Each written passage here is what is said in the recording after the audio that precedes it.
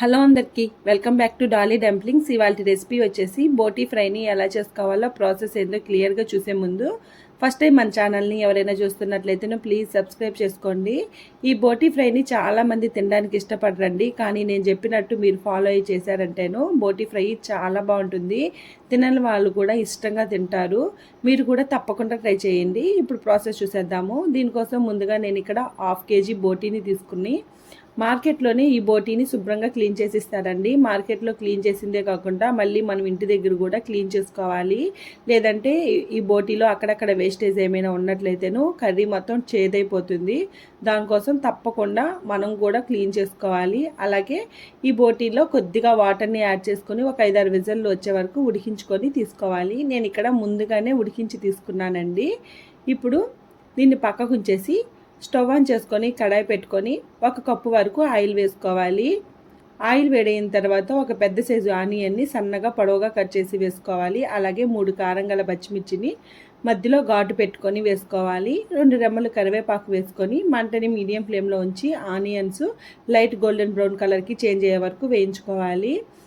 ఇప్పుడు ఇందులో 1.5 table spoon వరకు ఫ్రెష్గా రుబ్బుకున్న అల్లం వెల్లుల్లి పేస్ట్ వేసుకొని అల్లం వెల్లుల్లి పేస్ట్లోంచి పచ్చివాసన పోయి లైట్ గోల్డెన్ బ్రౌన్ కలర్కి చేంజ్ అయ్యే వరకు వేయించుకోవాలి.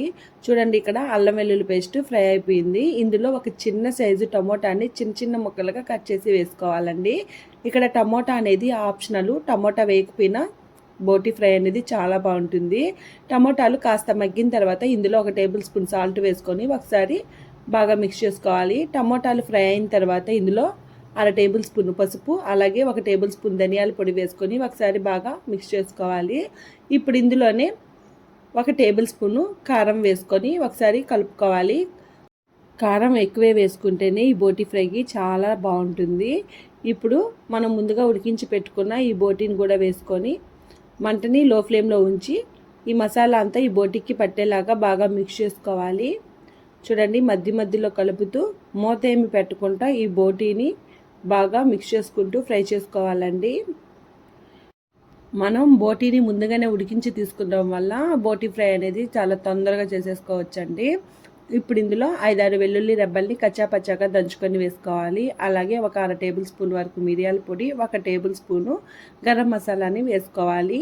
వీటిల్ని బాగా మిక్స్ చేసుకొని సాల్ట్ సరిపోయిందో లేదో చెక్ చేసుకొని 1 టేబుల్ స్పూన్ వరకు నేను ఇంట్లో ప్రిపేర్ చేసుకున్న మసాలా పౌడర్ని వేసుకోవాలి. మీకు కావాలన్నట్లయితేను ఈ మసాలా పౌడర్ మన ఛానల్లో ఆల్రెడీ పోస్ట్ చేస్తుంది, వెళ్ళి చెక్ చేయండి. ఈ మసాలా పౌడర్ వేసుకున్న తర్వాత మరో 1 నిమిషం పాటు బాగా మిక్స్ చేసుకుంటూ ఫ్రై చేసుకోవాలి. చూడండి, ఇక్కడ బోటీ ఫ్రై అనేది రెడీ అయిపోయింది.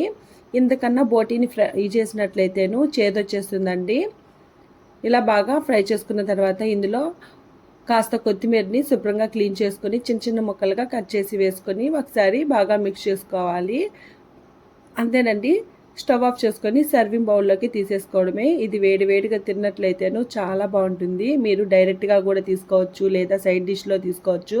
రసంలో కానీ పప్పుచారులో కానీ ఏ కాంబినేషన్లో తీసుకున్నా చాలా బాగుంటుందండి. మీరు కూడా తప్పకుండా ట్రై చేసి మీకు ఎలా కుదిరిందో కామెంట్ చేయండి. Thank you for watching.